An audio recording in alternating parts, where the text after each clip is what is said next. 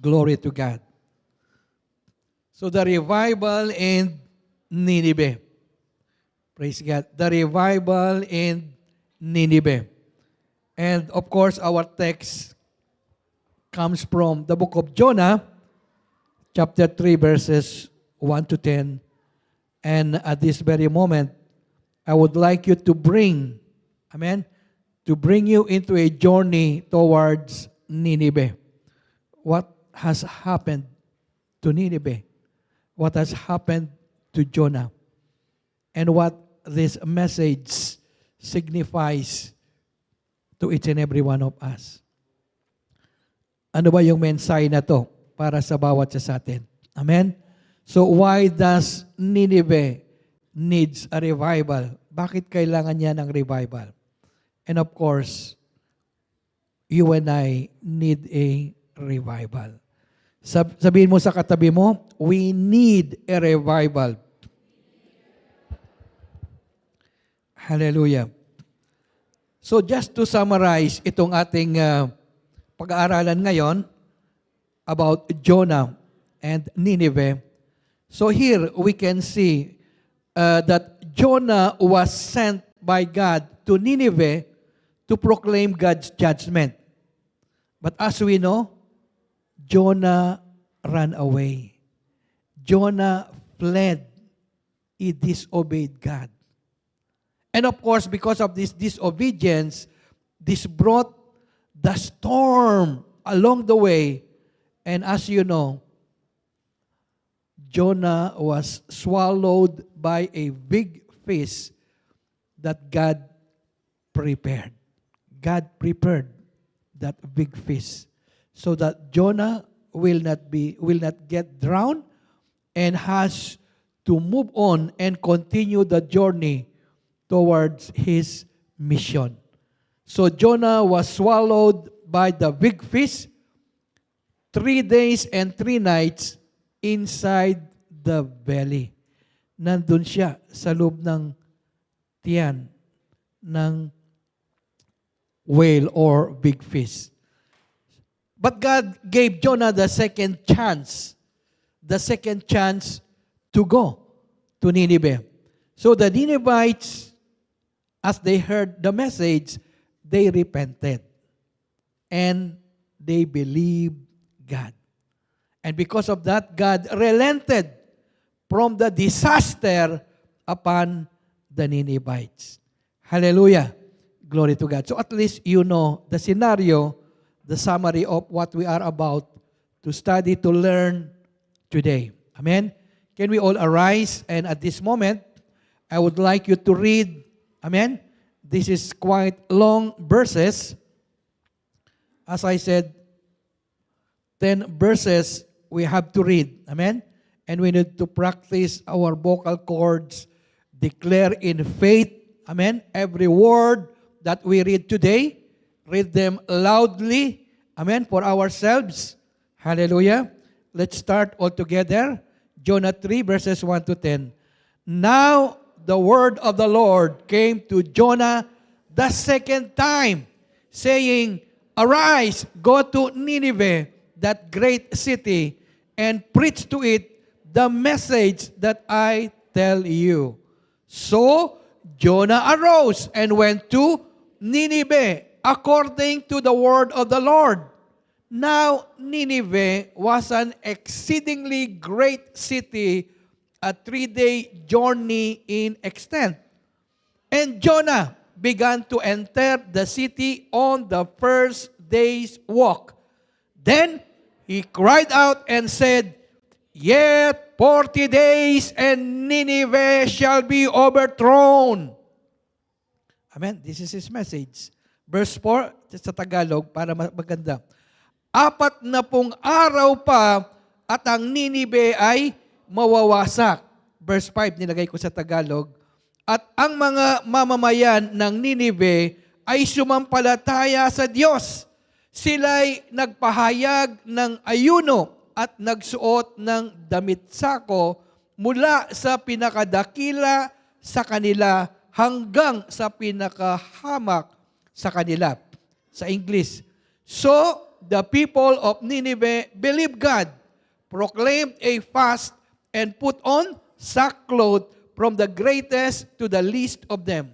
Then word came to the king of Nineveh, and he arose from his throne and laid aside his robe, covered himself with sackcloth, and sat in ashes.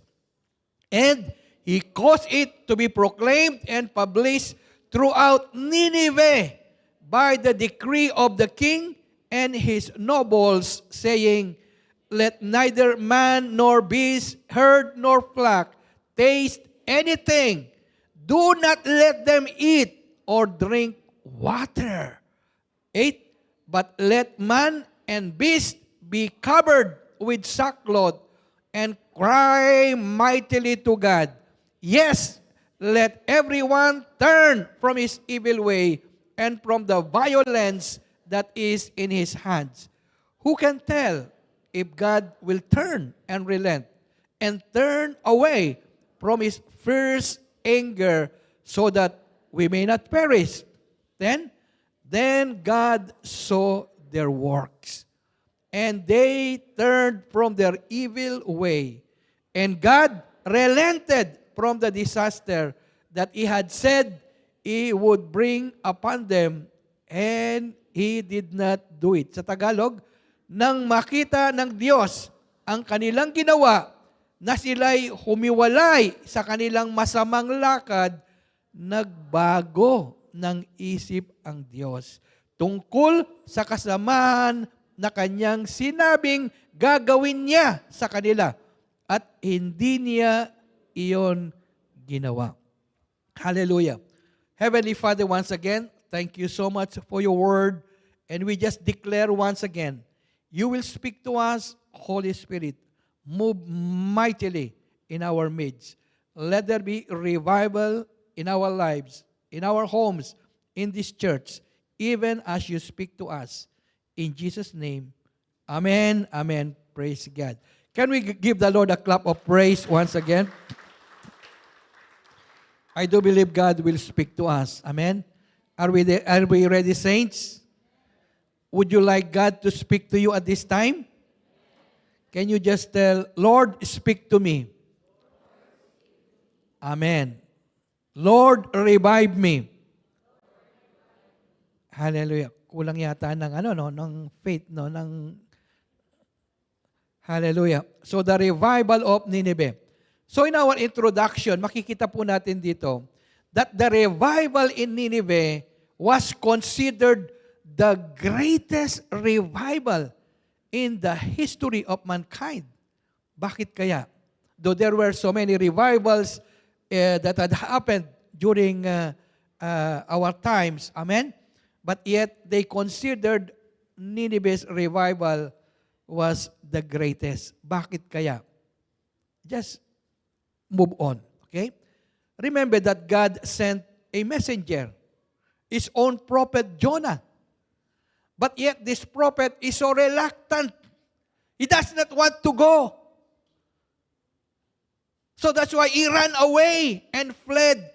Instead of going to his mission to Nineveh, he does not want to come. Bakit kaya? God was talking to him.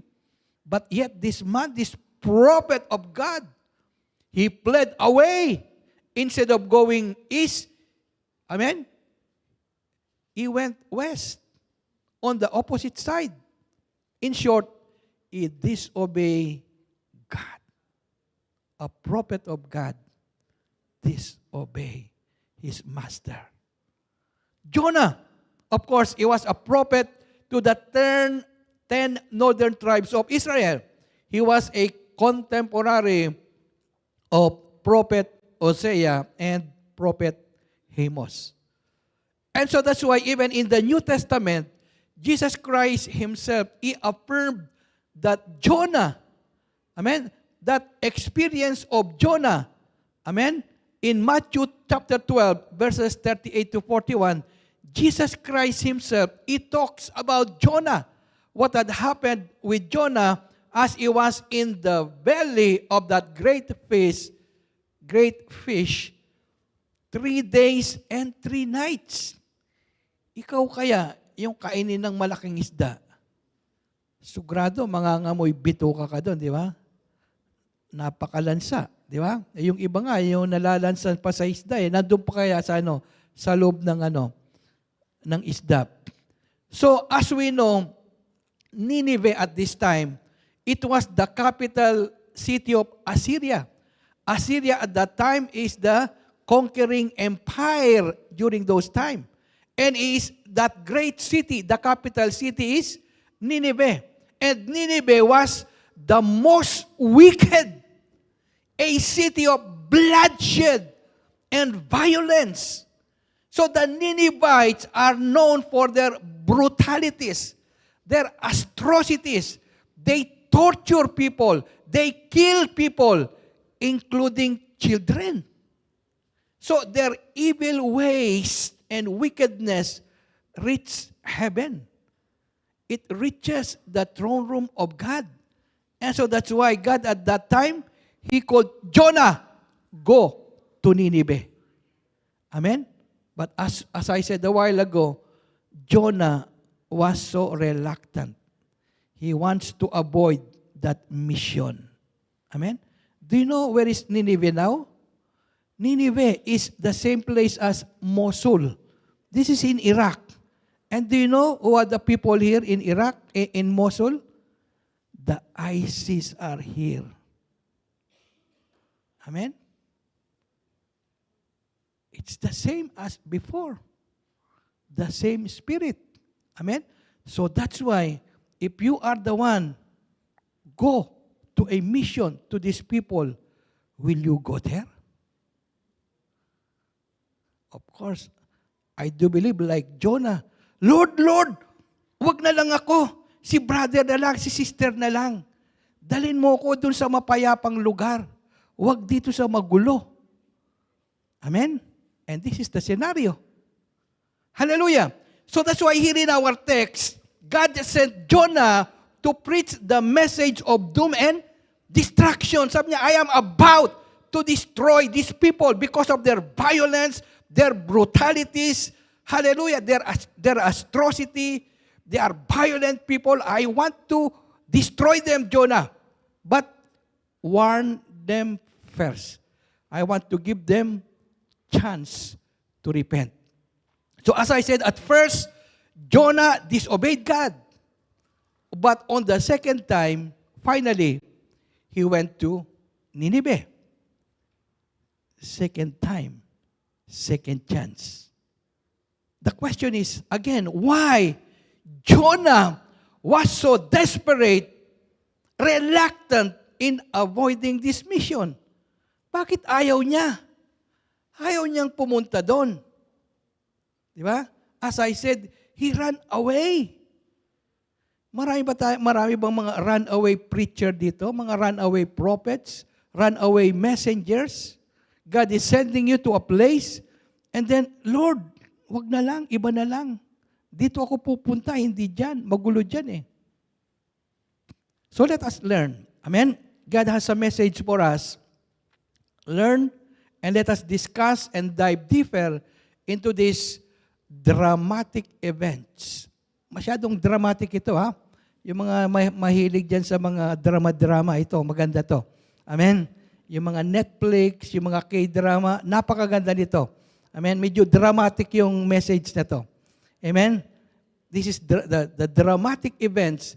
And of course, as I said, the daring mission. Talagang yung mission na to, para bang mission impossible eh. Di ba? Mission impossible dito si Jonah. So titingnan po natin dito these three things: the prophet's disobedience and reluctance, the people's dilemma and their repentance, and the power demonstration that caused the revival. So meron tayong 3 points dito quickly. Amen? The prophet's disobedience and reluctance. Second, the people's dilemma and repentance. Ano ba talaga yung kalagayan ng mga Ninevites at those time? Amen? And of course, the power demonstration and the revival that had happened.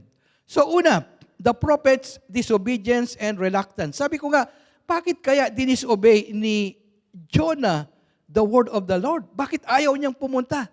ng Ninive. Di ba? So he disobeyed. He was so reluctant. Ayaw niya eh. So that's why makikita mo dyan, Jonah ran away from the presence of the Lord.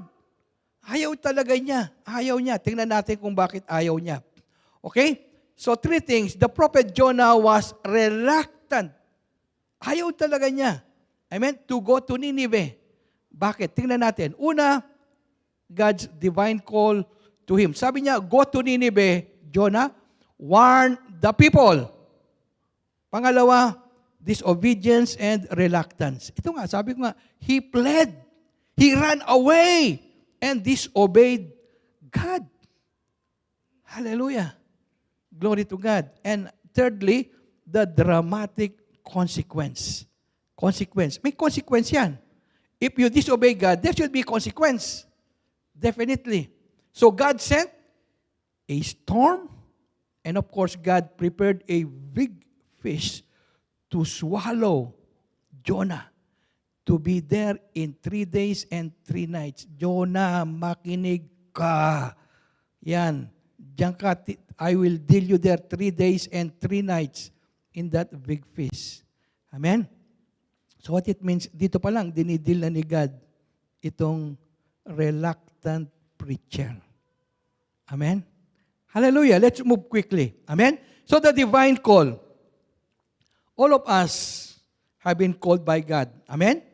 Lahat tayo may calling. Amen? Ayaw na ninyo sumagot. Exciting itong si Jonah. Amen? Though kinain siya ng pating, hindi naman kayo kakainin ng pating. Amen? Though exciting ito. Amen? So it's divine call. Again, Jonah 1:2. Ang sabi ng Panginoon, arise, Jonah, go to Nineveh, that great city, and cry out against it, for their wickedness has come up before me. Yan, nakarating na sa Panginoon yung wickedness. Kaya nakakatakot. Amen? Sabi niya, cry out, Jonah, declare my message of warning, or else I will destroy now. Masyado na itong mga Ninevites na to. Sagad-sagaran na yung ginagawa nila.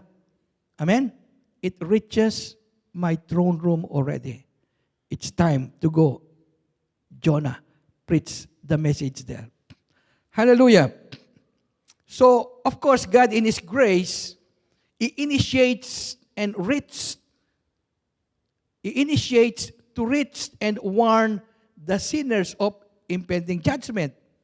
Si God kasi, take note, God will not do anything unless the wicked or the sinners are warned by His prophets, by His people, by His messenger. God always send a warning before the happenings. Palagi may warning si God. Amen? Is a fair God. Justice yan. Amen? So that's why it's always happened. Actually, it is a principle in life. Amen? If God wants to talk to you and wants to do something in your life, He will send someone to remind you. A preacher, or a brother, or a sister. Amen? And even now, amen, before something happened to you, physically, on your health, there would be some warnings in your body. Amen? Before that thing that will happen. It's always like that, a principle in life. And so that's why here, as I said, God wants to destroy, amen, Nineveh, but He wants to give them the second chance. So He sent a prophet. But the problem is, this prophet, this messenger, is so reluctant. Ayaw niya, napakatigas ang ulo. Hallelujah. Ganun ba tayo? Wala nang sumasagot. Di ba? Now, the problem is, nakikinig ba kayo sa Panginoon? Do you heed God's divine call on you? Maraming pagkatawag ang Panginoon sa bawat isa sa atin. The problem is, masyado tayong busy. Hindi natin naririnig. Busy. Napaka-maingay kasi eh. Kaya nga hindi mo maririnig talaga yung boses ng Panginoon. And this is the problem with us. Naparami nating ginagawa, the things of the world. World, self, work. pleasure, pleasure, pleasure. Nangungusap ang Panginoon, hindi mo na marinig. Kasi you are on a scenario or an atmosphere that is so noisy, that is so worldly. Let us listen from the Lord. As I said, each and every one of us, merong divine call ang Panginoon. Again, do you obey God's calling in your life? You have a ministry, a work, a task to serve in the kingdom of God. Lahat tayo niyan. Amen? So, praise God. So, tingnan natin yung disobedience niya at saka yung reluctance. Again, Jonah 1:3. But Jonah arose to flee. Yan, umalis siya. Tumakas siya to Tarshish from the presence of the Lord. So, anong ginawa niya? He went down to Joppa and found a ship going to Tarshish from the presence of the Lord. Dapat, dito sa Joppa, dapat sasakay siya ng barko papuntang Ninive. Ang ginawa niya papuntang Tarshish, the opposite side, itong Tarshish papuntang Europe. Yung Tarshish, nung tinignan ko, ano yan Spain. Doon siya pumunta sa bandang side na yon. Hindi siya pumunta dito sa bandang papuntang Iraq. Kasi nandoon yung Ninive, bandang Iraq. Di ba? Hindi siya pumunta doon. Tumakas talaga siya. Ayaw niya. Ayaw talaga niyang ayaw. Amen? Tingnan natin kung bakit ayaw. Why Jonah fled from the presence of the Lord. Amen? Why Jonah was so reluctant to go to Nineveh. So why is he avoiding this mission? Bakit ina-avoid niya yung mission na yan? Amen? Oops, tayo ba yon? Amen? May mission ng Panginoon sa buhay ng bawat sa atin. But most of us, Lord, I don't want to go to mission. Mahirap doon. Walang pagkain doon. Walang hotel doon. Di ba? Hirap talaga doon. Hindi mo alam kung anong mangyayari doon. So in short, Jonah disobeyed God and fled from the presence of the Lord. Amen? So tumakas siya. Ayaw talaga niya. These are the reasons. Tingnan natin. Let us give chance naman kay Jonah. Bakit naman? Huwag mong i-judge kagad si Jonah. Amen? Huwag kang mag-judge kagad. Ano ba talaga kung bakit ayaw niya? Una, the Ninevites are their enemies. Kalabang mortal yan eh. Yan ang mga nagpapatay ng aking pamilya. Of course, the Israelites, ang kalaban nila, ito mga Ninevites. They are war with each other. Ano yan eh? Galit na galit ako dyan. Sabi, mga kakaaway ko yan eh. Hindi nga nagbabayad sa akin yan eh. Tagal-tagal na. O, paano ko pa patatawarin yan? Di ba? Bakit pupunta pa ako? Makikipagkasundo pa ako doon? Talang enemies yan. Talagang sinira na ang buhay ko niyan. Mga XX na yan. Talagang no chance. Amen? Ganun ang pananaw ni Jonah. Of course, enemies, kalabang mortal yan eh. Sinira yung buhay mo. Di ba? Pati yung puso mo, sinaktan. Di ba? Napakasakit talaga nun. Di ba? Wow. And of course, the Ninevites, they are known for their wickedness, violence, and brutality. Nakakatakot naman dyan. Di ba? Baka pag pumunta ako dyan akong unang, nila. Di ba? Akong unang kakatayin nila dyan. Violent. Ganyan sila. And of course, pag pupunta ako doon, yung mga kalabang ko na yan, of course, I know God is a God of mercy. Pagka lumuhod yan, nagrepent yan, sugurado patatawarin ng Panginoon yan. Sugurado, masisave yan. Ayaw ko ngang masave yan So, of course, God will forgive them if they repent. Amen? Glory to God. So, if we repent, God is more than gracious and merciful for us. Amen? Kahit na ikaw pa yung number one killer, di ba? Ikaw pa yung most violent, most brutal, kinakatay nga nila, pati mga bata They even butchered children. And publicly, they execute people. Ganon katindi. Itong mga Ninevites. the question is, if you are Jonah, will you dare to go? Alam mo, ganito yung situation. Will you go to the Ninevites, to Nineveh? Will you obey God? If you know this is the condition. So that's why Jonah did not go. Di ba? Lord, natatakot ako eh. Baka akong unang kakatayin ng mga tao na yan. Baka sasampulin ako niyan. Ano pa naman ako, Israel ako, kalaban natin yan eh. Sugrado, pagka pumunta ako doon, sinyer ko yung gospel, sugrado, patatawarin mo yan. At ayaw na ayaw ko yun. Yan, di ba? So that's why Jonah fled, disobeyed God, he ran away. He's reluctant to preach the gospel, the word of God. And the question is, are we like Jonah? Kagaya ba tayo ni Jonah? And I'm sure 99.9% kagaya tayo ni Jonah. Amen? Takot tayo. Di ba? Kalabang ko yan eh. Paano ko sishare ng gospel yan? Amen? Praise God. Amen? Glory to God. Now, ito yung dramatic consequence dito. Itong very exciting dito.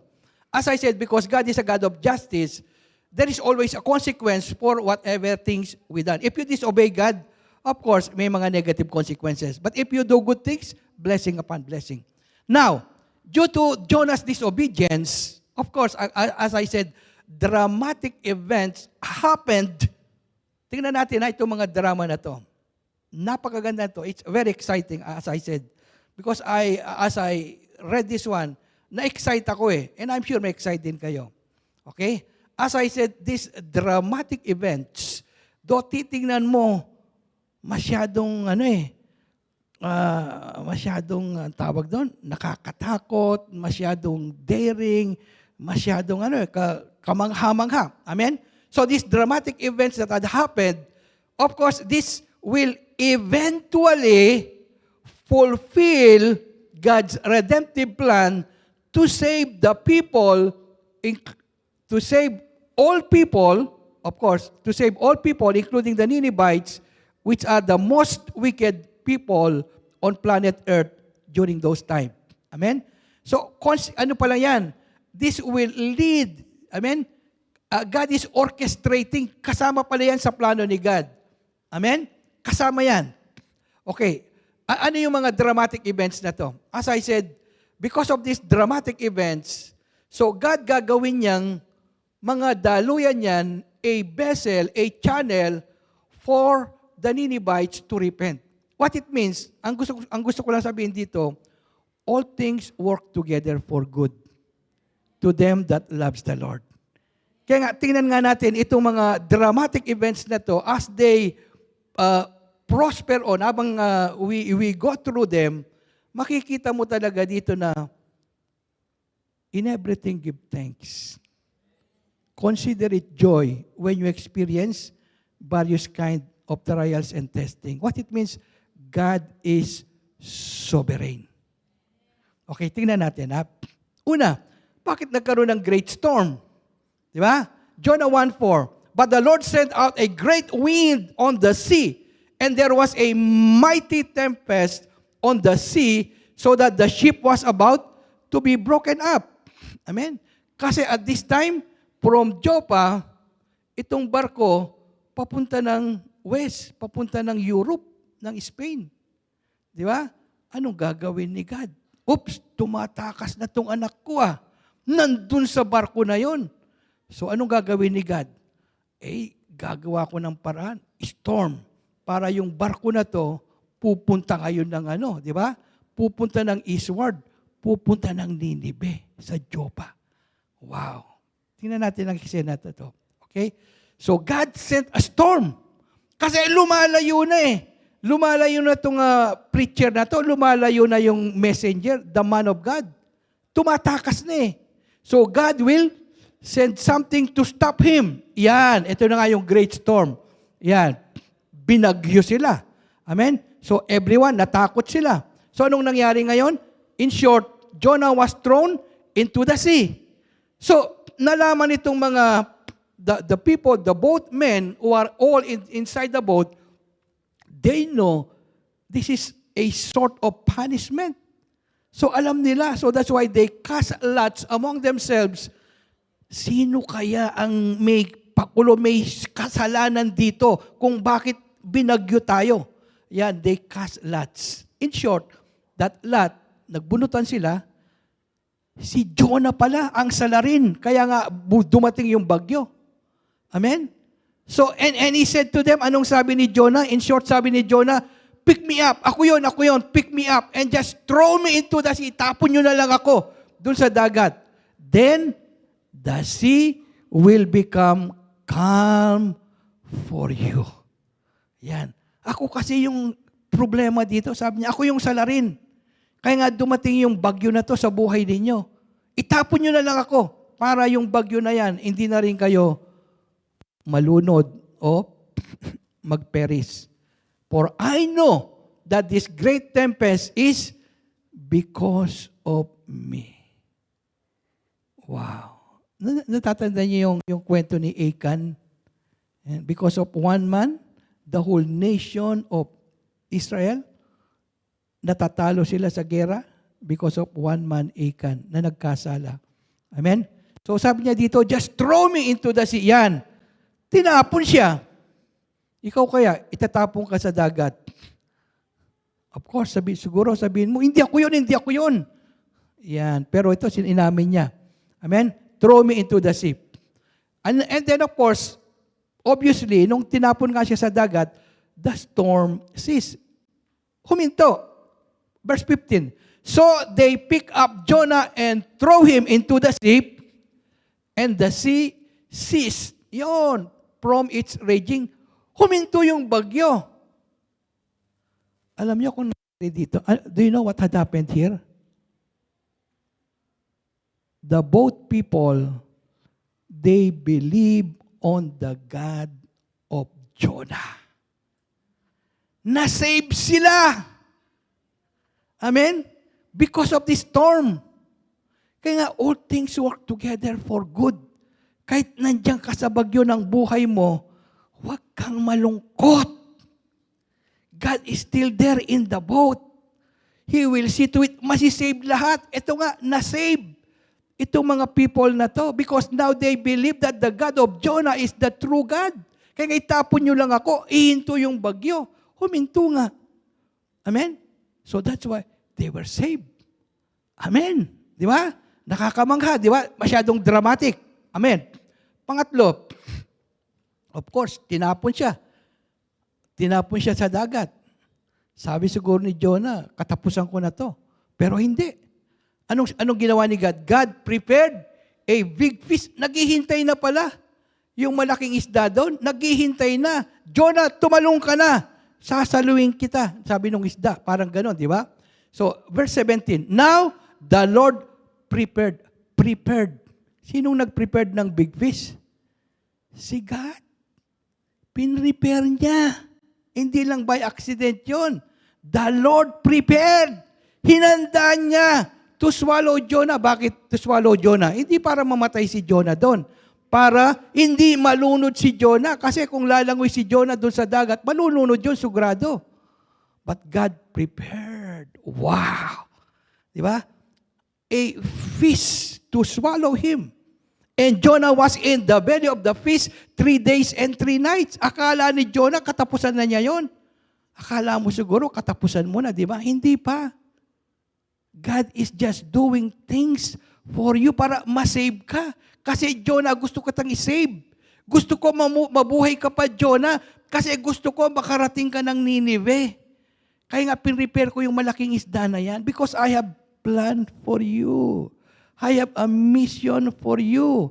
Hindi pa ako tapos sa'yo, anak. Marami ka pang gagawin. Hindi ka pa nga nakakarating ng Nineveh sa buhay mo. Amen? So, God has a plan. Hanggat hindi tapos yan. Amen? God will always see to it. Kahit maraming drama, di ba? Yung buhay ngayon, di ba? Maraming drama yung mga buhay ngayon.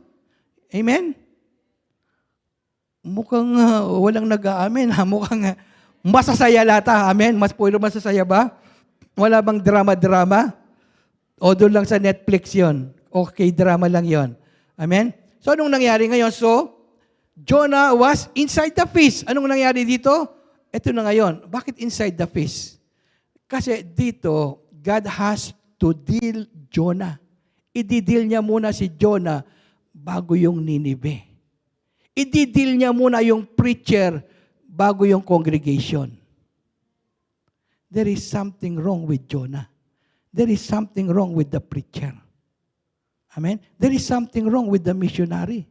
I-deal ka muna ng Panginoon before you are qualified to preach the gospel. So Jonah was inside the fish. Anong nangyari dito? Then Jonah prayed, amen, to the Lord, his God, from the fish belly. Sabi niya, I cried out to the Lord because of my affliction. Panginoon, ano ba yung nangyari sa buhay ko? Wala naman akong kasalanan. Bakit nabagsakan ako ng ba't nagdugo yung ulo ko doon? Nagpray nga lang ako eh. Di ba? Dapat sana eh. Ba't nagkaroon pa ganun, Lord? Napukpok yung ulo ko doon. Dumugo pa. Wala naman akong kasalanan doon eh. Sabi niya, I cried out to the Lord. Di ba? Because of my affliction. And He answered me. Kung babasahin natin yan, tutuloy yan, sunod-sunod yan, hanggang doon sa dulo, sabi niya, Lord, forgive me. Forgive me, Lord. Matigas yung ulo ko, Lord eh. Iyon. Di ba? So, dinil niya muna si Jonah before the Ninevites. Ididil ka muna ng Panginoon before you can deal other people. Amen? That's the goodness of God. So, wag mong sabihin na magulo yung mga tao sa kapaligiran mo. Wag mong sabihin na maraming problema yung mga bata na yan, o yung mga congregation na yan, o yung mga tao na yan. Di ba? Anong dinidil muna ng Panginoon? Yung leader. Bago ka mag-correct, i-correct muna yung sarili mo. Amen? Glory to God.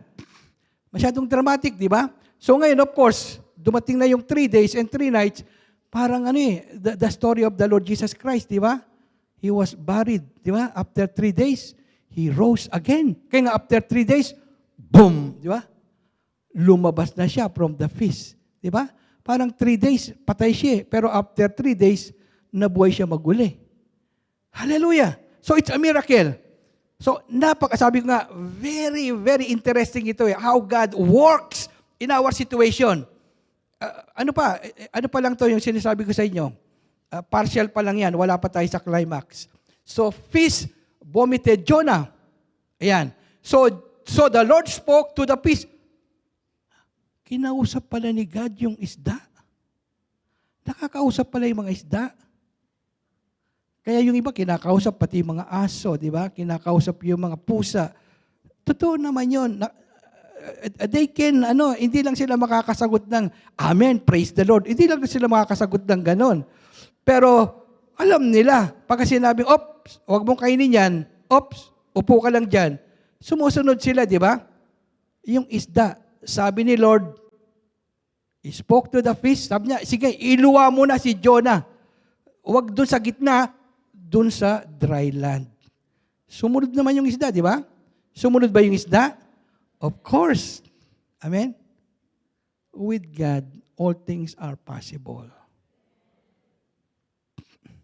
Kaya huwag mong sabihin na hindi nakikinig yung mga tao na yan o kung sino man yan. Just speak the word, makikinig yan. Pati mga halaman, makikinig sa'yo. Mamunga ka ha, mabuhay ka ha, yan. Makikinig yan.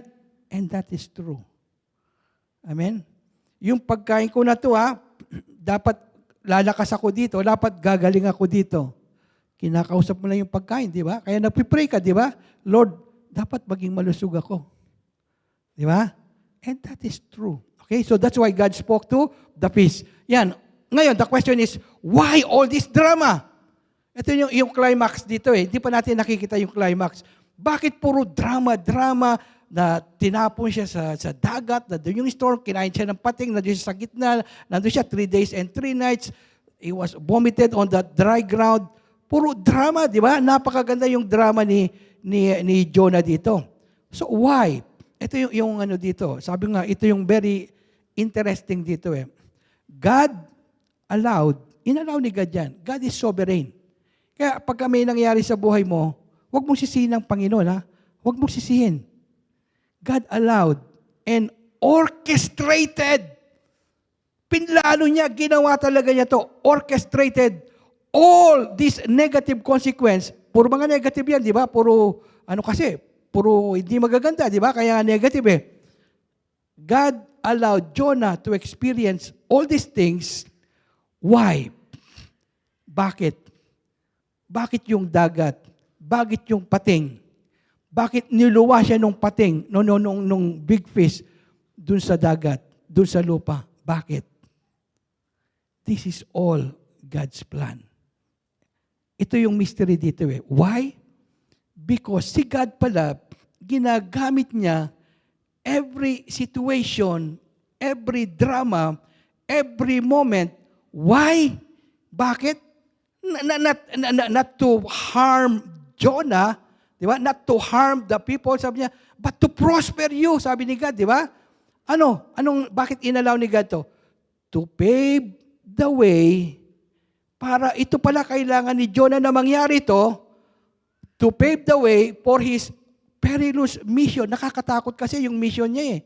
Pupuntahan niya, puro mga mamamatay na tao. Di ba? Pupunta ka ba doon? Of course, hindi. And at the same time, to bring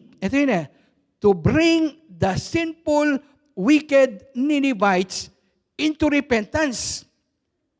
Di ba? Into repentance. Kasi just imagine, amen? So, napaka-short ng message niya. 8-word message, but yet the people repented. Very simple yung message niya. Now, the question here, tignan natin yung application to sa atin. So, God is calling us. Amen? God is calling us. What it means, whether you like it or not, you must obey. If you disobey, may negative consequence. Of course, you are breaking the law of God. If you break the commandment of God, there is consequence. May mangyayari. But don't worry on all these negative consequence. God is still, will orchestrate. Kaya nga, all things work together for good. Count it all joy when you experience various kinds of trial and testing. Knowing that all these things, it will lead you to maturity. It will lead you to Christ-likeness. It will lead you to the blessing. Amen? So that's why God is calling us and we must obey. Sabihin mo sa katabi mo, God is calling me. I must obey. That's true. Amen? Praise God. So, number 2, okay? The people's dilemma and repentance. Okay? Ano bang kalagayan ng Nineveh at this very moment? Diba? So, anong nangyari dyan? Okay. So, the wickedness of the people, sabi ko kanina, it reached heaven. Umabot na sa trono ni God. So, that's why tingnan natin yung 3 things dito. The wickedness and the cruelty. What it means, ito yung condition ng Nineveh. It was called the city of blood filled with violence. Mga brutal yung mga tao dyan, mga killer. Okay? They worship false gods. Ito yon, Dagon. Half fish, half man, God. Si Dagon. Okay, take note of that, Dagon. And of course, meron pa rin silang mga other false gods. Si Baal, God of storm. Pero wala siyang power doon sa storm na ginawa ni God. Di ba?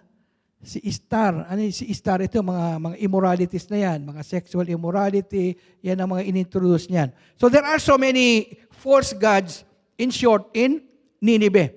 So they are idol worshippers. So and of course, again, the warning of destruction. Anong sabi dito? 40 days, Nineveh will be destroyed. Hallelujah. Moving on. So the wickedness and cruelty. Jonah 1:2, for their wickedness has come up before me, sabi ni God.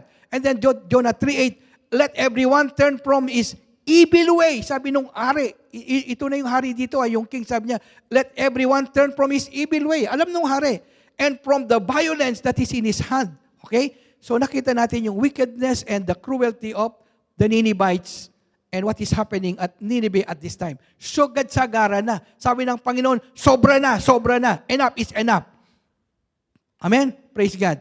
So here, we can see also, if we will go to the book of Nahum, Nahum the prophet, sabi niya, it speaks of Nineveh as the city of blood. The people are known for their cruelty, lies, and violence. And history, it records for their brutality, extreme torture, even public executions. To the point na pati yung mga tao, they execute, they mutilated their body, kinakatay nila. I mean, extreme ang kanilang mga torture. And at the same time, there is social injustice dun sa Nineveh. The people are so materialistic, merciless, and immoral people because of the gods they are serving at this moment. So godless people, immoral people. I mean, brutal violence was there. So they worship false god. Take note of this. Nandiyan si Dagon, yung false god nila, sinasamba nila yan. Ano yung ugis ni Dagon? Half fish, half man. Nakita niyo si Jonah doon? Nakita niyo yung similarity? Yung fish and man? Yung fish, niluwa niya yung tao? Nakita niyo yun? God is using this. Amen?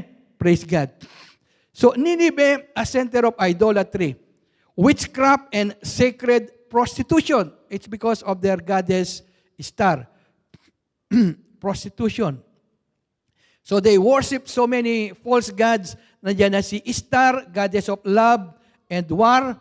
Amen? Nandiyan si Baal, god of storm, pero nawalan ng power si Baal doon sa storm na pinadala ni God. Useless, di ba? Si Nabu, that deity of wisdom. And then ito yung interesting dito, si Dagon.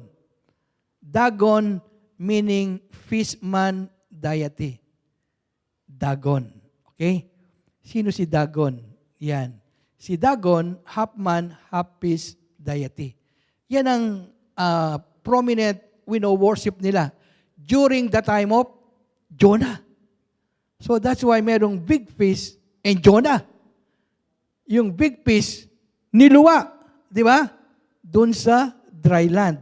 Wow. So Dagon is highlighted in studies regarding the symbolism of Jonah's story and the Ninevite response.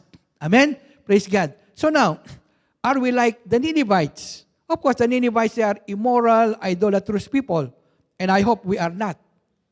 Though at those time, mga idols, of course, we speak of mga statues, mga rebulto, physical idols. But there are also different idols, even at this moment. Amen? Modern idols na tayo ngayon, though hindi na natin sinasamba yung mga rebulto, but yet there are so many false gods, amen? Modern idols that we are worshiping at this time. And sadly, even so many Christians are worshiping so many false gods in their lives. Ano yung mga modern idols na yan? They worship money. Most of their time, money, money. No time for God. Media. No time for prayer. Amen? Career. Nakalimutan na nila si God. Worldliness. Pleasure dito, pleasure doon. Lust of the flesh, lust of the eyes. Di ba? Puro mga flesh. Nawala si God. Amen? These are idols. If God is not in your life, in that part, in that aspect of your life, if God is not there, there is an idol we considered. Amen? So dapat si God palagi, in everything we do, God must be there. In your career, dapat nandun si God. Sa trabaho mo, dapat nandun si God. Sa marriage mo, dapat nandun si God. Amen? Sa ministry mo, dapat nandun si God. Amen? Palagi siyang, of course, number 1. Amen? Hindi number 2. Palaging number 1. Okay? Now, the warning of destruction. Winner na sila. Jonah 3:4. And Jonah began to enter the city on the first day's walk. Then he cried out and said, anong sabi ni Jonah? Yet 40 days and Nineveh shall be overthrown. 40 days Nineveh shall be overthrown. Hallelujah. So, praise God. So, due to their idolatry and immorality, their brutality, they are violent, and of course, nandun yung mga cultic practices nila. Because of these bad things, this immorality, this cruelty, God warns them of destruction. Sabi ko nga kanina, sagad-sagad na, umabot na sa langit. So likewise, tayo rin, let us see ourselves as well. Kalimutan mo muna si Jonah. Kalimutan mo muna si Ninive. Tayo muna. Let us see ourselves. We are all believers today. But again, as I said, you and I have so many idols, modern idols. Though yung iba, may mga idols, mga sikat na mga artista, mga mapopoging artista dyan, o magaganda, di ba? Yung iba, may mga idols na di ba? Especially yung mga mapopogi, mga idols nila yun eh. Okay? Media, sabi ko nga, yung media, naubos yung time natin sa media, nawala si God. Amen? Yung money, movies, worldliness, selfishness. What it means, if God warns the Ninevites, God is warning us today also. Sabihin mo sa sarili mo, God is warning me today. God is warning us today. Amen? God is warning us today. So, last point na tayo. The power demonstration and revival. Okay? The power demonstration and revival. So, Jonah preached the message and Nineveh repented. Nag-respond kagad. Di ba? So, tingnan natin dito, the preacher's message. Sabi ni Jonah, 40 days, Nineveh shall be destroyed. And then, public repentance, the king decree to pray and fast. Huwag na tayong kumain, sabi ni nung hari, including mga animals. So, and then of course, the result, a powerful revival. So, God saw their works. Therefore, God relented. Hindi niya tinuloy. Amen? Tingnan natin. Napakaganda nito eh. So, the preacher's message. So, Jonah 3:4. And Jonah began to enter the city on the first day's walk. Then he cried out and said, Yet 40 days and Nineveh shall be overthrown. So, yung message niya, wala pang 1 minute. Pero the whole nation repented. Isang oras na akong kakasigaw-sigaw dito, ni isa man walang nag-repent. Ito wala pang 1 minute. The whole nation repented. How powerful. Kaya nga wag mong sabihin na wala kang time mag-prepare ng message. Kahit 1 minute lang yung sermon mo, praise the Lord. If that is God's word, praise the Lord, tumayo ka dito kahit 1 minute lang yun. It will turn the whole nation to repent. Amen? So that's why when you stand here, be sure it's God's word, God's message. Or else, walang kabuluhan yan. Parang nagpa-plastikan lang tayo dito. Amen? Yet 40 days and Nineveh shall be overthrown. 8-word message. The shortest message ever preached. And the whole nation turned to God. So that's why it's considered the greatest revival of all. Hallelujah. So Jonah preached the shortest but powerful sermon that turned the whole nation into revival. Na-revive ngayon yung mga puso ng mga Ninevites. Di ba? Back to true worship. Ano nga yung message dito na sinisigaw ni Jonah? He cried out and said, Yet 40 days and Nineveh shall be overthrown. Ganun lang. Nasindak yung mga tao. Siguro if you are the Ninevites, sino ba yung Jonah na yan? Di naman natin kilala yan eh. Sampid lang yan dito eh. First time natin makita. Bakit? Why our hearts melt into repentance to God? Anong nakita nila kay Jonah? Alam niyo ba kung nakita kay Jonah? And the people came to know that Jonah, amen, pinadala pa siya ng malaking isda. Ang nag-send sa kanya, hindi lang si God, kasama yung isda para makarating siya ng Ninibe. Di ba? Sino yung malaking isda na yan? Oh, they think of Dagon, their own false god. Ito na yata yung tunay na Diyos. Imagine mo yung malaking isda, iluluwan niya itong tao na to para mag-preach sa atin. This is a divine appointment. Di ba? Sabi nga, 8-word message. Bakit naniwala kaagad sila? Of course, they came to know already from the sailors na merong Jonah dyan na kinain ng pating, niluwa dyan, pumunta ng Ninibe. Naisip kaagad nila, yung God nila, si Dagon. Half man, half fish. Yun. Amen? So God already is working in the hearts of the people due to these consequences, itong mga drama-drama na nangyayari. Inaayos na pala ni God yung mga puso ng mga Ninevites. So that's why pag-preach pa lang niya ng very short but harsh, very masyado di ba? Masyado namang matapang yung overthrown kaagad, di ba? Dapat man sana sinabi niya, 40 days you will experience the love of God. Hindi You will be overthrown. Yan. You will be destroyed. Ganong katindi yung message niya. So again, the question is, what caused the Ninevites to believe in God with a reluctant, disobedient preacher of disobedient missionary? Anong impact nito nung short and simple but harsh 8-word sermon niya? Anong impact nito sa puso ng mga Ninevites? Bakit sila agad-agad nag-repent? Di ba?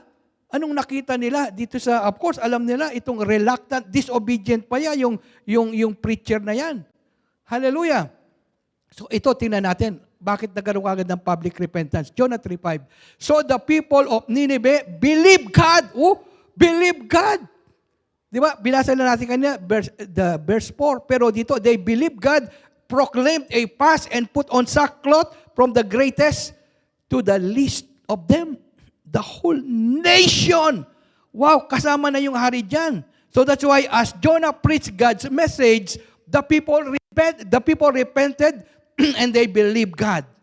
And of course, nalaman nga nung hari, the king himself, he issued a decree, a proclamation, a law that lahat ng mga tao, sabi niya, dito sa Nineveh, including mga animals, mga livestock, dapat kasama yan sa repentance. Lahat, kasama yung mga animals, yung mga aso ninyo, yung mga pusa ninyo, huwag niyong pakainin yan, yung mga tupa ninyo, huwag kakain din yan.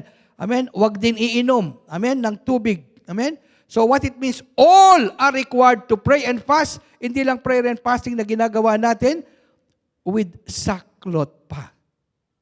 Amen? And with ashes. Ganun katindi sila.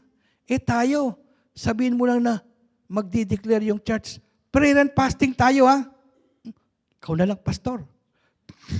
Masarap kumain. Di ba? Ikaw na lang mag-fast, di ba? Totoo yun. That is true. That's the sad thing.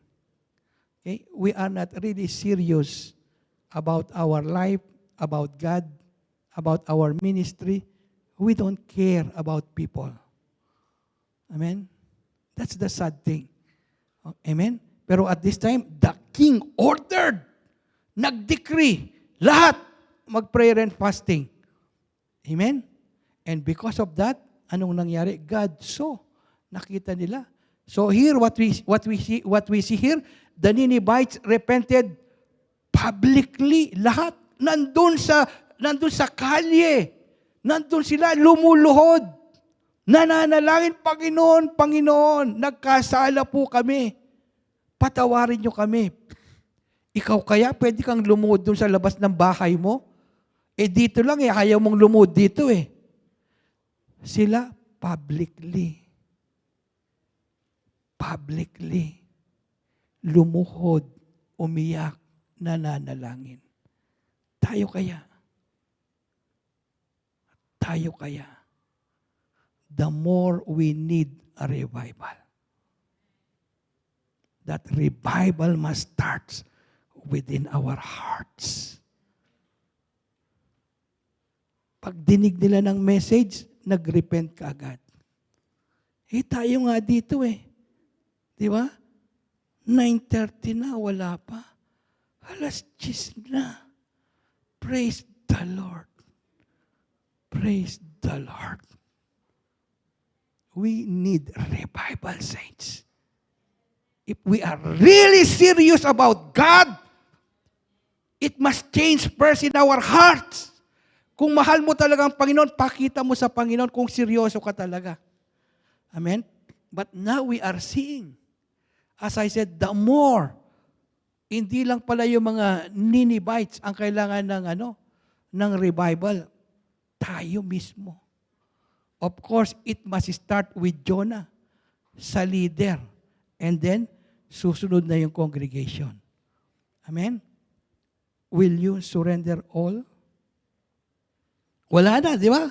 Wala na sumasagot. Will you surrender all? Will you and I repent? Will you pray and fast, including your whole family and the church? Ito yung ginawa nila. So that's why kaya nga nagkaroon ng powerful revival. Anong nangyari? Then God saw their works. Nakita nila na tutunay pala. Hindi lang pala kaplastikan yung paludluhod nila doon. Totoo pala. Pati yung hari, di ba? Pati mga animals nila, di ba? Sinutan ng mga what we call sackcloth, di ba? Pati mga animals, ganun katindi. So then God saw their works and they turned from their evil way. And God, anong ginawa ni God? Relented. Hindi na niya tinuloy. God relented from the disaster that He had said He would bring upon them, and He did not do it. Hallelujah. Bilisan natin, 5 minutes. Okay, 3 minutes. So the people repented from their evil ways and believed God. And because of that, God relented from the disaster. Sige na nga. Hindi ko na itutuloy yung dapat na parusa na yon. Hindi ko na itutuloy. Kasi nakita ko talaga na lumuhod siya. Humingi talaga ng kapatawaran. Amen? Saints, God is so gracious. God is so merciful. Ano man yung ginawa mo na yan, like the Ninevites, they are killer, murderous, brutal. Di ba? God is full of mercy. God will relent from that disaster, from that punishment, which is due. The wages of sin is death. For every negative things that we have done against God, there is a negative consequence. But God is telling, I will relent. I will stop that punishment provided you will bow down to me. Show me that you really repent.